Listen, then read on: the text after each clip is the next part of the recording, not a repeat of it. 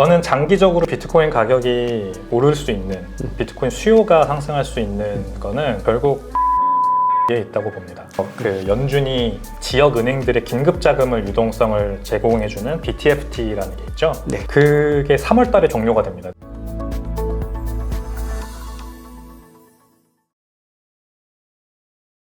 네, 구독자 시청자 여러분 반갑습니다. 박 작가입니다. 자, 오늘 토크 라운지에서는 샌드뱅크 백훈종 이사님을 모시고 가상자산 시장의 내년 전망들과 그리고 투자 전략에 대해서 깊이 있는 이야기들 나눠보겠습니다. 이사님 안녕하세요. 네, 안녕하세요. 저희 재방문해 주셔서 너무 감사합니다. 네, 이렇게 또 한번 찾아주셔서 너무 감사합니다. 네, 저희 첫 출연하시고 이 시청자분들께서 너무 좋았다는 말씀이 많아가지고 꼭 한번 다시 좀 초청을 해 주십사 하는 메시지들을 제가 많이 받았거든요. 네. 그래서 제가 오늘은 또 그때보다 더 뭔가 밀도 있는 얘기들을 가지고 구독자분들에게 또 많은 또 이야기들을 나눠드리려고 합니다. 좋습니다. 네, 그동안에 굉장히 많이 바쁘셨던 걸로 알고 있는데 그동안에 어떻게 지내셨는지 간단하게 근황 말씀 주시겠어요? 이제 다들 아시다시피 암호화폐 가격이 지금은 오르고 있지만 지난 1년 동안은 계속해서 이제 하락장이었잖아요. 저는 이 암호화폐 업계에서 사업을 하고 있는 사람 입장으로서 좀 이런 윈터를 견디기 위한 여러 가지 준비를 해야만 했고 그 일환으로서 이제 최근에 싱가포르 출장을 다녀왔어요. 네. 우리나라는 지금 이제 암호화폐를 보는 시선이 좋지는 않잖아요. 근데 뭐 싱가포르도 비슷하긴 한데 싱가포르도 여전히 FTX 파산이라던가 이런 거에 대한 이제 다들 후폭풍 아직도 남아있는 게 있더라고요. 네. 다만 이제 거기서는 벌써부터 좀 기대감은 많이 다시 돌아오고 있는 것 같아요. 네. 그래서 현지에 있는 뭐 암호화폐 투자자분들이라던가 아니면은 암호화폐의 가능성을 보시는 그런 이제 기관 투자자분들이라던가 이런 분들을 만나고 저희가 하고 있는 사업에 대한 설명도 하고 소개도 하면서 네. 이렇게 좀 가능성을 보고 돌아왔다. 이렇게 말씀드릴 수 있을 것 같아요. 네네.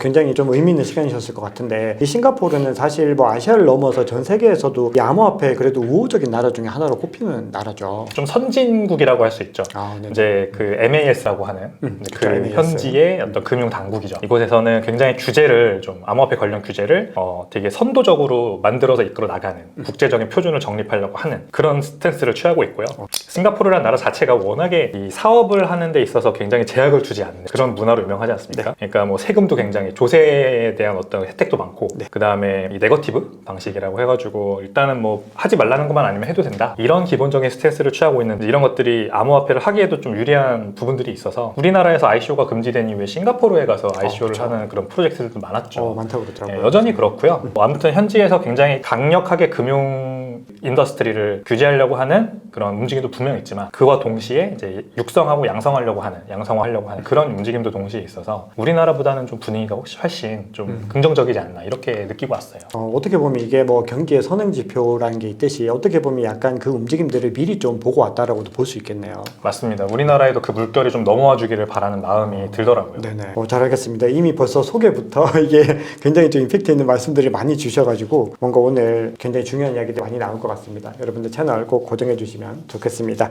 자, 그러면 이제 오늘은 이제 투자 전략에 대한 얘기들을 먼저 나눠보겠습니다. 아무래도 이제 내년 가상자산 시장에 대한 기대치가 워낙에 높은 데다가 지금 최근에 가격이 12월 달 들어서 급등을 한 거죠. 그런데 그런 상황에서 지금 약간의 조정을 지금 겨치고 있는데 그럼에도 많은 분들이 지금 기대감들이 높아져 있는 상황들입니다. 자, 지금 현재 가상자산 시장 상황 전반적으로 어떻게 보시나요? 좀 과열됐다고 생각을 합니다. 한마디로 정의하면. 네. 어차피 가상자산 가격이 올라온 어떤 여러 가지 요인들 중에 가장 중요한 요인 하나를 꼽자면 네. 저는 내년 금리 인하나 아니면 이제 연착륙에 대한 기대감이 가장 큰 것 같아요. 네. 그래서 매크로를 빼놓고 얘기할 수가 없다. 그쵸. 이렇게 생각하는 편이고요. 최근에 이제 12월 1일인가요? 2일인가에 제롬 파월 의장이 내년도 기준금리 인하를 암시하는 듯한 발언을 한 이후로 계속해서 모든 자산군의 가격이 다 오르고 있는 중이었어요. 네네. 어제 뭐 불과 며칠 전에 다시 이제 꺾이기 전까지만 해도 근데 이제 아시겠지만 비트코인 가격이 2022년 하락장을 겪으면서 주식이나 부동산이나 채권이나 모든 자산군 대비해서 가장 많이 빠졌습니다. 그러니까 이제 바운스백 효과로 또 시장이 훈풍이 불 때는 가장 큰 폭으로 오르는 게 어쩌면 보면 당연한 일이죠. 그래서 비트코인의 급격한 가격 상승은 1차적으로는 거기에 기인했다고 저는 생각을 하고요. 네. 이제 그래서 그럼 매크로가 내년에 정말 어떻게 될 거냐 결국 이 질문으로 넘어가는데 저는 아직은 반반인 것 같습니다. 이제 시장도 정확히 반반으로 나뉘어져 있는 것 같아요. 전문가들의 견해도 내년에 실제로 뭐 하반기쯤 되면 이제 기준금리가 내려올 거고, 그리고 미국 경제도 소비가 너무 강하고 고용도 좋아서 경착륙이 아닌 연착륙, 소프트 랜딩으로 간다. 그래서 천천히 이제 인플레이션도 잡히고 기준금리 인하를 할 거다라고 보는 시각이 있는 반면, 네. higher for longer를 외치는 또 전문가들도 있잖아요. 근데 내년에도 더 올라가진 않을 수 있어도 계속해서 이대로 머물 거다, 기준금리가. 그리고 인플레이션은 여전히 잡히지 않을 거고, 이제 연준이 무슨 어떤 수단을 써도 인플레이션이 안 잡힌다는 게 점점 이제 거의 그 믿음이 고착화되면서 이거 큰일 난 거 아니야? 인플레이션이 안 잡힌다. 이런 이제 두려움, 미래에 대한 리스크에 대한 두려움이 확산되면은 이제 주식시장이나 이런 위험자산군 같은 곳에는 자금이 다시 빠져나올 수 있는 그런 이제 위험성도 있는 거죠. 그래서 뭐 싱가포르에서 만난 여러 투자은행들에 다니시는 그런 분들의 의견도 조금 긍정적인 쪽으로 보는 분들이 많기는 한데, 여전히 higher for longer, 리스크를 조심해야 한다라고 보시는 분들도 있더라고요. 네. 그래서 저는 좀 아직까지는 낙관하기는 좀 이르고, 비트코인 가격도 그래서 지금 많이 올랐잖아요. 네. 며칠 동안 쉬지 않고 올랐고 이제 조금 조정받는 건데, 그쵸. 약간 좀 숨고르기를 해야만 하는 타이밍에 잘 내렸다라고 맞습니다. 생각을 합니다. 이거는 건전한 상승을 위해서는 반드시 필요한 구간이었다라는 거가 또 이제 어떻게 보면 지배적인 어떤 시선들인데, 자, 이게 이제 거시경제 이슈들도 굉장히 많이 중요한데, 지금 또 상대적으로 우리 가상자산이 더 많이 움직인 거는 어떻게 보면 또 ETF 승인에 대한 기대감들도 많이 반영이 되어 있는 것 같습니다. 자, 지금 현재 ETF 소스가 가격에 좀 상당 부분 선반영되었다고 보시나요? 이미 선반영 많이 된 것 같습니다. 네. 그래서 실제로 ETF가 승인되면은 연초에 내년 초에 이제 1월 10일을 다들 이제 기점으로 보고 있잖아요. 그렇죠. 아크 인베스트의 이제 데드라인. 현물 ETF 네. 데드라인. 그 전에 또는 그때 이렇게 현물 ETF가 승인되면 과연 커다란 불장이 계속 이어질 거냐? 그렇게까지 저는 보진 않아요. 네. 불장으로 이어진다기보다는 급격한 가격 급등이 올 수는 있을 것 같습니다. 이제 워낙에 큰 호재이기 때문에 아직 그동안 못 들어왔던 자금들이 이제 들어와서 한 며칠 정도 폭등하는 그런 시장이 펼쳐질 가능성은 충분히 있으나, 이게 이제 대세 상승장으로 이어져서 전고점을 뚫고 계속해서 뭐 1억, 2억 이렇게까지 올리는 그런 재료로서는 조금 부족하다는 생각이 듭니다. 그만큼 선반영이 많이 이미 되어 있다. 네, 이미 되게 긍정적으로 보는 ETF 승인과 이제 실제 거래 시작을 내년 초로 보는 그런 긍정적인 시각들이 이미 너무 팽배하기 때문에 가격에는 이미 상당히 선반영되어 있다고 생각을 합니다.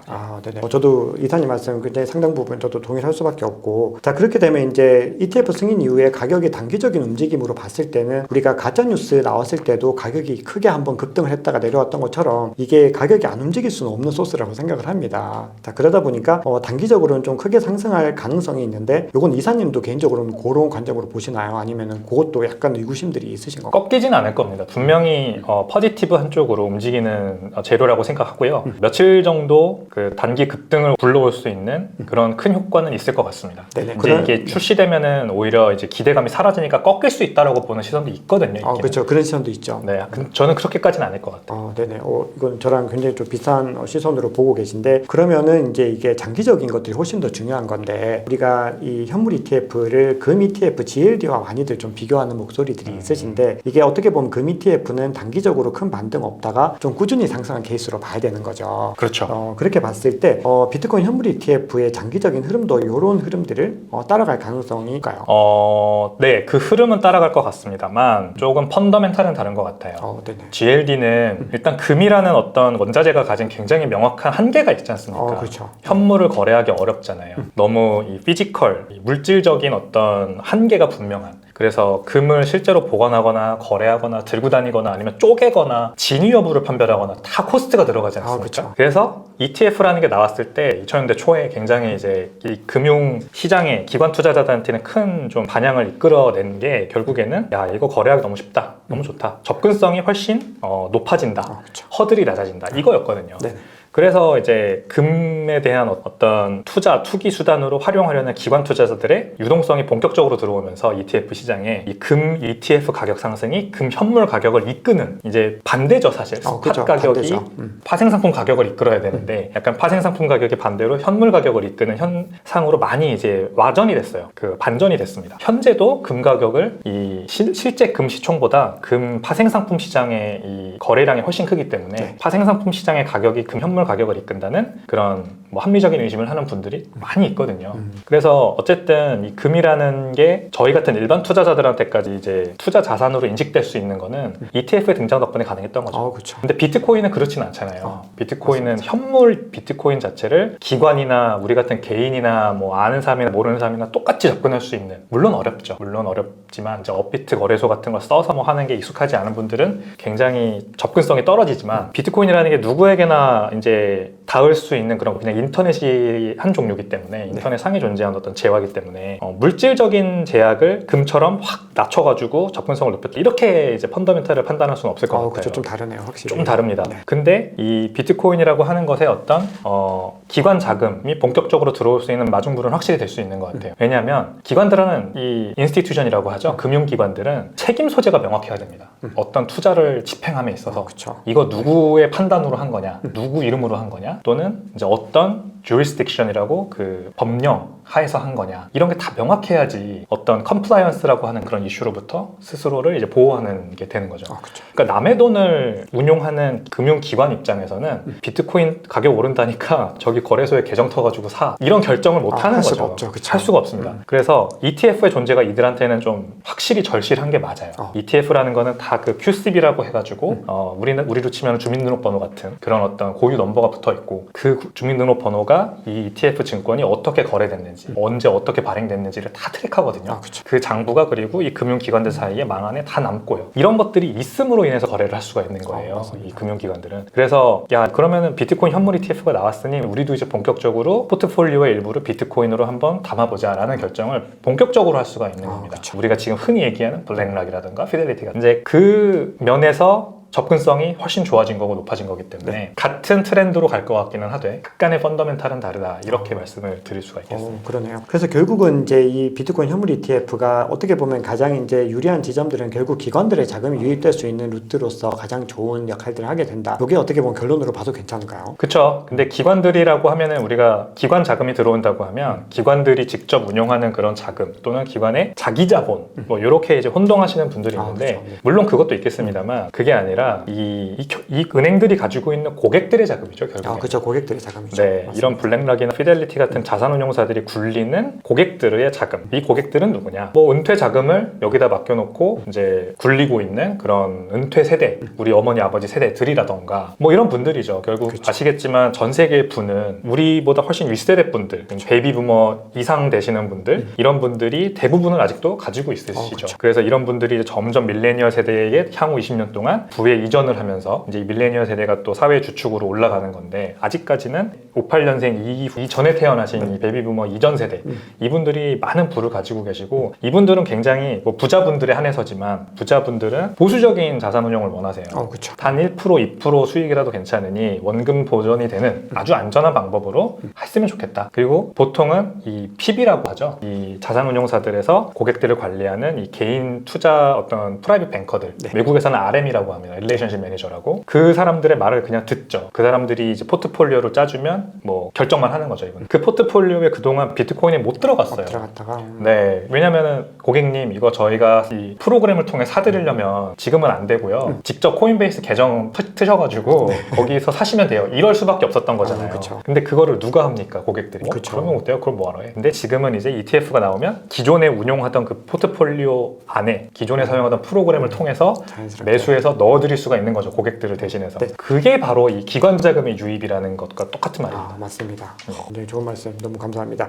자, 그러면 이제 요거랑 조금 다른 관점으로 이제 FASB에서 이 재무 회계 기준을 변경한 부분들도 있는데 그 부분들의 어떤 파급 효과는 혹시 어떻게 보시나요? 굉장히 큰 파급 효과가 있다 생각해요. 이제 그 전에는 이제 가상자산을 어떻게 회계적으로 정해야 할 거냐는 어떤 기준이 없었습니다. 그래서 이 무형자산으로 해석을 했어요. 그쵸. 무형자산으로 해석을 하면 회계장부에 어떻게 반영이 되냐면, 보통 무형자산이라는 거는 뭐 유형자산도 마찬가지인데 예를 들어 쉽게 설명드리면 설명하면 공장이라는 재산이 있다고 칩시다. 어떤 네. 회사에. 그러면 그 재산의 공장의 가치는 회계장부에 어떻게 반영되냐? 계속해서 감가상각을 하면서 반영이 됩니다. 그쵸. 매년마다 이렇게 가치를 이제 반영을 하죠. 근데 무형자산을 암호화폐를 가상자산을 무형자산으로 해석을 해서 회계장부에 기록을 하면 가격이 떨어질 때만 반영을 할 수가 있어요. 가격이 그러면 반등을 했을 때 어떻게 되느냐? 그거는 기록하지 않습니다. 그러니까 계속해서 떨어지는 것만 회계장부에 마치 감가가 되는 것처럼 반영이 되니까 이 가상자산을 자기 재무제표에 사서 넣어놓고 싶은 기업들은 굉장히 좀 결정하기가 꺼려지는 거죠. 그렇죠. 뭔가를 샀으면 가격 상승이 와야 재무제표가 탄탄해지는 그런 효과가 올 텐데 계속해서 떨어지니까 이제 그거를 감수하고서라도 그렇게 한 곳이 이제 마이클 세일러가 있는 마이크로 스트래티지 같은 곳들. 근데 우리가 다 마이크로 스트래티지가 지금까지 이제 20억 불 정도의 비트코인 투자 수익을 봤다라고 다 알고 있지만 그게 회계 장부상에는 반영이 안 됐던 거예요. 근데 이제는 그게 되는 겁니다. 회계 기준이 바뀌어서 가격 상승분까지 다 이제 주기적으로 회계 가치에 반영을 할 수 있게 되는 거거든요. 그러니까 이제 마이크로 스트래티지 같은 대차대조표 결정이라고 하죠. 재무상태표 또는 대차대조표, 밸런스식 결정을 하는 그런 기업들이 늘어날 수 있는 어떤 좋은 조건이 만들어진 겁니다. 그러니까 이제 앞으로 기업들이 더 많이 비트코인을 사서 그 자신의 재무 상태표에 넣어 놓으려고 하는 그런 수요가 더 늘어날 수도 있다. 이걸로 인해서 이렇게 해석할 수가 있는 거죠. 네네. 근데 그동안에 아마 많은 기업들이 관심을 많이 가지고 있었을 텐데 요 조건들이 굉장히 이거를 선택을 많이 막아왔던 게 사실일 것 같아요. 맞습니다. 왜냐면 이걸 넣었을 때 만약에 계속 가격이 하락했을 때 내가 이제 그것들 책임을 감당할 수 있을까에 대한 부분들이 굉장히 많은 어떤 불안 요소로 작용했을 텐데 아마 이 효과들이 향후에는 비트코인의 어떤 장기적인 자금 유입에 좀 상당히 중요한 역할을 하게 될 것이다. 이렇게 봐도 되겠죠. 그렇죠. 기업들이 사주면은 우리 같은 개인들이 이제 사는 것보다는 훨씬 파급 효과도 클 것이고 규모도 훨씬 클 것이고 그리고 기본적으로 장기적인 안목으로 투자를 하지 않습니까? 기업은. 그러니까 단기 트레이딩 또는 스페큘레이션 같은 그런 이슈에서도 비트코인 가격이 좀 자유로워질 수도 있을 거고 굉장히 좋은 어떤 건강한 호재들이 굉장히 많이 연달아 쏟아져 나올 것 같은 그런 이제 뉴스라고 봅니다. 네네. 그러면 이제 이렇게 몇 가지를 저희가 짚어봤는데 장기적으로 이 비트코인에 자금이 유입될 수 있는 케이스들이 어떤 것들이 있을까요? 저는 장기적으로 비트코인 가격이 오를 수 있는 비트코인 수요가 상승할 수 있는 거는 결국 은행 시스템 붕괴에 있다고 봅니다. 은행 시스템 붕괴. 네. 지금 미국에서 그 연준이 지역 은행들의 긴급 자금을 유동성을 제공해주는 BTFT라는 게 있죠. 그게 3월 달에 종료가 됩니다, 내년에. 근데 지금 지난주에 나온 뉴스인데 한 주 동안만 90억 달러의 자금이 긴급 자금 대출로 또 나갔다고 해요. 현재 이제 쌓여 있는 게 100만 1000만 원, 1억 2천만 달러 정도 됩니다. 그러니까 1억 2천만 달러가 아니죠. 90억 불, 1200억 불이네요. 1200억 불. 1200억 불 정도가 쌓여 있고, 그러니까 이 지역 은행들이 연준한테 단기 자금을 유동성으로 대출받아서 그 예금 엑소더스를 막고 있는 거죠. 그렇죠. 예금 엑소더스가 계속해서 벌어지고 있는데 그동안 예금으로 사놨던 이 채권, 국채 같은 것들은 이자가 너무 많이 오르니까 국채 가격이 폭락해서 이제 너무 큰 손실을 보고 있고 어떤 이 자금은 아무튼 경색에 빠져 있는 겁니다. 얼마나 많은 지역은행들이 이런 위기에 빠져 있는지 지난번에 실리콘밸리 은행 같은 곳들이 이제 파산하면서 크게 대두되긴 했습니다만 그 이후로 이 BTFT 같은 게 이제 막고 있는 거거든요. 아마 연준이 계속해서 이렇게 하겠지만 왜냐하면 은행 시스템 붕괴를 연준 입장에서는 절대 좌시할 수 없는 가장 중요한 것이기 때문에 계속해서 어떤 프로그램을 다시 운용을 해서라도 은행들을 망하게 두진 않을 거예요. 하지만 이게 계속해서 지속될 수 있느냐 또 그거는 아니라고 저는 보거든요. 근데 제가 아까 말씀드렸듯이 상당수의 전문가들이 내년에 higher for longer를 가능성을 보고 있기도 합니다. 그러면은 5% 수준의 기준금리가 이렇게 1년 동안 또 내년에도 계속해서 유지되고 국채에 투자한 이런 지역은행들의 대차대조표 가치가 계속해서 손실 이자 부담도 계속해서 늘어만 가는 그런 상황이 발생하면은 은행들의 파산이 좀 가시화되지 않을까. 만약에 이 상태가 계속된다고 가정했을 때 계속된다면 그러면 우리나라 저축은행 사태도 있었고 그런 사태가 미국에서도 발생할 수 있는 거죠. 그러면은 이제 실리콘밸리 은행 파산 때도 비트코인 가격이 한번 크게 반등했었거든요. 단기적으로. 그게 어떻게 보면 비트코인의 이제 그냥 단순히 기준금리 내려서 위험자산 선호 심리가 다시 회복돼서 비트코인 가격이 오르는 그런 단순한 어떤 거 말고 이제 진짜 수요가 견인하는 가격 상승이 그때는 본격적으로 발현될 수 있을 것 같아요. 이게 어떻게 보면 그게 되게 중요한 사건이 될 수 있겠다는 생각이 드는 게 어차피 유동성이 늘어나면 모든 자산이 다 오르는 개념인데 이런 상황들에 대해서는 사실 특정한 어떤 대체 자산들이 선별적으로 오르게 되는 부분들이고 이게 실질적으로 비트코인에게는 뭔가 뚜렷한 정체성을 만들어줄 수 있는 사건이 될 수 있는 거잖아요. 맞습니다. 자, 그러면은 이제 이런 상황에 대해서 근데 이사님 이사님 개인적으로는 요 가능성이 뭐 좀 높다고 보시나요? 아니면은 어느 정도 수준에서 금리를 그래도 지금 시장의 지배적인 전망은 5월, 6월로 보고 있는 그런 견해들이 있는데 이사님 개인적인 관점 어떠신가요? 개인적으로는 네. 저는 하이어 폴 롱거를 좀 더 오히려 점치고 있어요. 못 내릴 것 같다는 생각? 네네. 왜냐면 인플레이션이 이 페드 입장에서는 인플레이션을 잡는 거 그리고 고용률을 높게 유지하는 거 이게 가장 큰 지상 과제인데 그렇죠. 일단 인플레이션이 지금 안 잡히고 있죠. 그러니까 내려가고는 있습니다만 이 페드가 말하는 2% 타겟이라는 거는 그냥 한 분기 이렇게 2%가 달성된 그런 걸 말하는 게 아니고요. 네. 과거 1년 이상의 기간 동안 평균치가 2%가 달성됐을 때를 말하는 겁니다. 그래서 시장에서 얘기가 나오는 게 이 기준 자체를 3%로 올려야 된다. 이제는 인플레이션을 감내하고 가야 된다라고 얘기를 하는 거죠. 네네. 2% 타겟 도달하겠다고 했다가 경제가 지금 이제 뭐 아직까지는 고용도 좋고 소비도 좋으니까 유지가 되지만 그게 꺾이는 순간 침체로 이제 급반전할 수가 있잖아요. 그렇죠. 그것 때문에 이제 연준한테 계속 3%를 올려라라고 하는 거거든요. 근데 이제 제롬 파월 의장은 아직까지 그럴 생각은 없다고 못을 박았죠. 그렇죠. 2%로 그래서 어떻게든 맞춘다는 거는 이제 이 2%가 오랫동안 유지돼야 됩니다. 아무튼 적어도 1년. 내년에 근데 과연 그렇게 될 거냐? 안 될 것 같아요, 저는. 그러니까 이 인플레이션이라는 게 여러 가지 보는 시각에 따라 굉장히 숫자가 왔다 갔다 하지만 그 CPI라고 하는 미국에서 쓰는 인덱스를 보면 음식, 식음료, 외식가 그리고 뭐 기름, 그러니까 에너지죠. 네, 에너지. 네, 그런 것들을 포함하면은 여전히 4%대에서 잘 내려오지 않고 있거든요.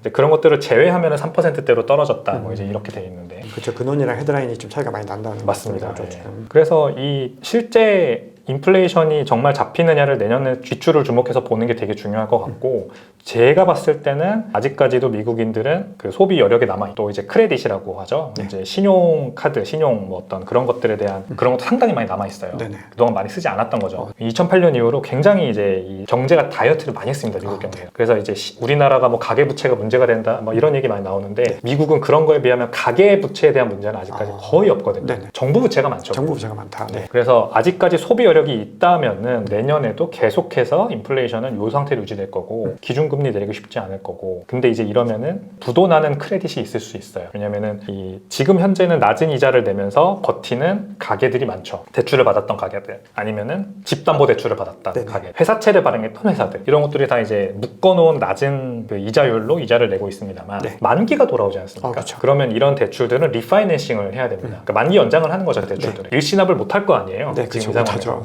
그러면은 다시 이제 높은 이자로 바뀌잖아요. 네. 거기서부터 얼마나 버틸 수 있느냐가 관건인 것 같거든요. 근데 이제 회사채, 미국 회사채 만기가 2024년 1분기 이후에 많이 돌아와요. 네. 그걸 그래서 우리는 좀 지켜봐야 됩니다. 그러네요. 많이 그때 돌아왔을 때 이 회사들이 버티느냐 안 버티느냐 네. 이게 굉장히 중요할 것 같고 저는 근데 좀 그래서 결론을 내자면 조금 그런 여러 가지 리스크들이 있는 상황에서는 연준이 함부로 기준금리 인하를 쉽게 말을 꺼내지 못할 거라고 생각해서 내년에는 계속해서 계속 이기조로 가지 않을까 그렇게 생각을 하는 편입니다. 네, 지금 말씀 이제 들어보면은 적어도 1, 2분기까지는 내리기는 좀 쉽지 않은 상황인 것 같고 네. 그러면 이후에 이제 1, 2분기 이후의 상황들을 조금 더 지켜봐야 된다라는 부분들로 저는 해석이 좀 됩니다. 네. 그러면 이제 거시경제 얘기들은 이제 여기서 이제 조금 마무리를 하고 저희가 지금부터는 좀 개인적인 어떤 견해들을 조금 더 여쭤볼 텐데 우리가 지금 어떤 대세 상승장에 대한 부분들은 앞서 우리 ETF 얘기하면서도 말씀 잠깐 주셨는데 ETF가 승인되든 안 되든 그 시점에 바로 뭐 대세 상승장이 연결된다 이런 가능성은 그렇게 크지 않다라고 말씀을 주셨는데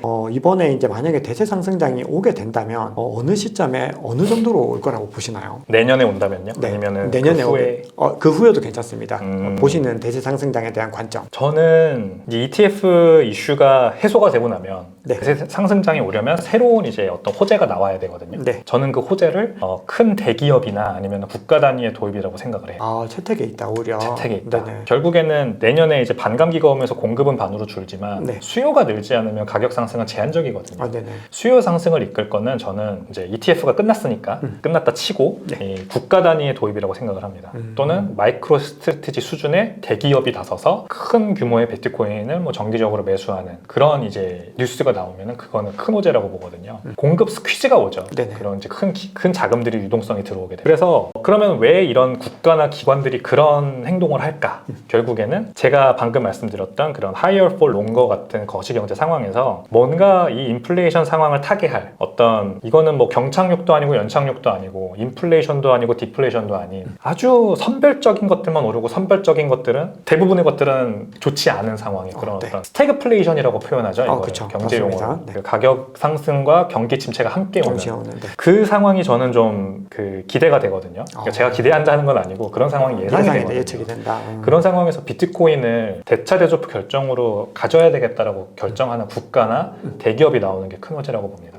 그러면은 이거는 우리가 그냥 기준금리가 내려서 유동성이 많이 풀려서 기대감에 사는 그런 전고점을 그런 식으로 뚫는 게 아니라 이제는 새로운 수요가 발생해서 새로운 수요처에서 새로운 유동성이 들어와서 기존의 유동성, 시장에 남아있던 유동성과 합쳐져서 가격이 2배, 3배 오르는 이게 저는 가장 확실한 시나리오라고 생각을 해요.